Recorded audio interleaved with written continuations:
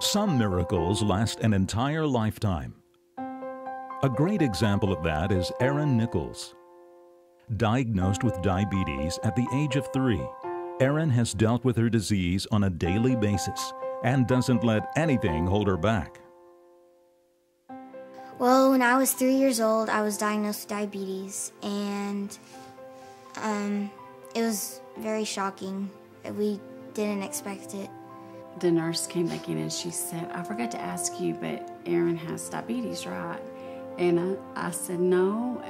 And I thought, she shut the door, and I thought kind of smugly, "Well, we don't have that in our family. At least we don't have to worry about that." And then she came back in, and that was exactly what we had to worry about. The main thing is to receive the education needed. Number one is to make sure we begin treatment with insulin to determine the right dose to treat her with the medication so that we can get her diabetes and get her sugars under control. And then the main thing that happens after that is intensive education. When I wake up in the morning, I take my blood sugar, and if my blood sugar is high, I take some insulin to bring it down. If my blood sugar is low, I'll eat anything with sugar to bring it up. And I probably take my blood sugar 6 to 8 times a day.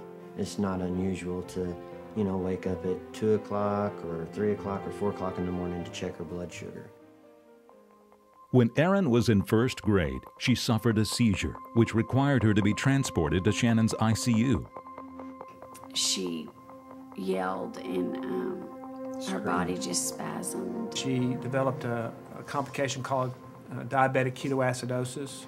That's a life-threatening complication. It becomes so acidotic you can actually dehydrate, go into a coma, brain damage, all sorts of things can happen. My body was aching really bad, and it hurt to move at all, and so I went to the hospital. Next thing you know, they tell you we're going to ICU.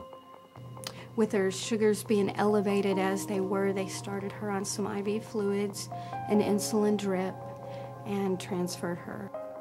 Very scary. At that moment, you're thinking, oh my gosh, and it was more about, just stabilizing her. The thing that I remember most about being in ICU was probably the pain. It was just terrible. We spent a long night, the first night in the intensive care unit with the help of the intensive care unit nurses. We even had some pediatric nurses come over and help take care of her. She pulled through fine, and you would never know that we had to go through that. I have to say, every night that I go to bed, even after praying about it, I worry, because the seizure that she did have, she had it about 5 o'clock in the morning or so, and it's just a horrible experience to have to go through. The Children's Miracle Network provides funding for pediatric life support training for its ER and ICU nurses. CMN helps wherever kids interact in the hospital. And so one of the things we've done is to send the emergency room nurses and the intensive care nurses to pediatric acute life support training. So we call that a PALS course, and it's so that they can take care of children that are in emergency need. And this training is financed through Children's Miracle Network. With Shannon's Children's Miracle Network, you have a support system. You have all these people behind you. They might not be right here, but we know they're there. When we get a child as Erin back here, we try to work together as a team. It can be very stressful. You don't want to see children sick or hurt, so it hits us personally that there's a child back here. A lot of us have children of this age that we have taken care of. Since then, Erin's been one of those ideal patients because of her willingness to try to learn, and not only learn about the disease, but to master it. Now she's 12, she gives herself her own medicine. She's had an insulin pump to help keep even tighter control, and has learned all about how to get it, how it works, and its little nuances. She writes papers, essays about her disease. She teaches other children about it and adults about the disease. She's an ambassador about diabetes mellitus, and a true joy to be around. All my friends that have diabetes have inspired me, because just the way they deal with it, and they always are there for me, and they always help me. I don't want it to hold her back.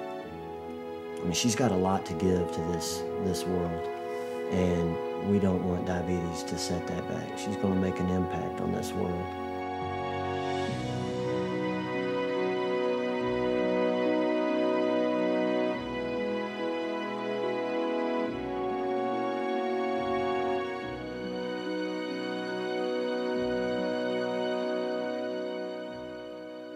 Please support the Children's Miracle Network and help a miracle kid like me.